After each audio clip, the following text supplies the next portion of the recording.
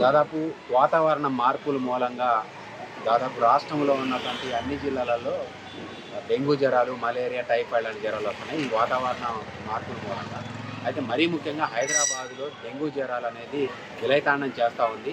ఇది danger bell అని చెప్పేసి హైదరాబాద్ని, నిజామాబాదు, ఖమ్మము, ఆదిలాబాద్ని కూడా ప్రకటించారు. కానీ ఇక్కడ జిహెచ్ఎంసీ అధికారులు ఏమాత్రం కూడా పట్టించుకోకపోవడంలో ప్రతి ఇల్లు, ప్రతి బస్తీ కూడా విష జ్వరాలతో వస్తూ ఉన్నది.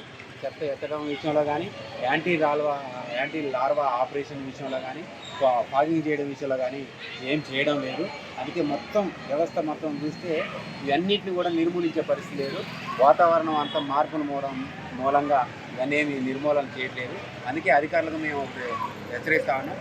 ప్రతి వారానికి ఒకసారి ఫాగింగ్, పొగగొట్టడం లాంటి చర్యలు చేపట్టాలని చెప్పి కోరుతాను. ప్రతి ఇంటికి తిరిగి ఈ డెంగ్యూ జ్వరాలకు సంబంధించినట్టు వచ్చిన దోమలను చంపడం కోసం యాంటీ లార్వా ఆపరేషన్ అనేది చేయాలి. ఇక్కడ సిబ్బంది 2500 మంది జిహెచ్ఎంసీ పరిధిలో ఉంటారు.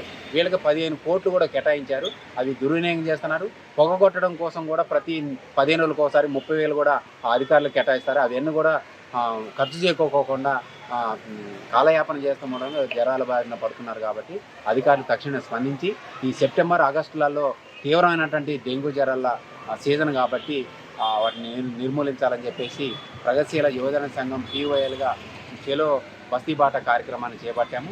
ఈ కార్యక్రమంలో భాగంగా అనేక ఏరియాలలో గోల్కొండ, ముషీరాబాదు, గాంధీనగరు, ఉప్పల్, బాలాపూరు, విద్యానగరు, అంబర్పేట ఏరియాలలో సర్వేలు నిర్వహించాము. ఇక్కడ ప్రజలు అనేక ఇబ్బందులు పడుతున్నారని కూడా చెప్పారు. కాబట్టి అధికారులు స్పందించాలని చెప్పేసి డిమాండ్ చేస్తున్నాం.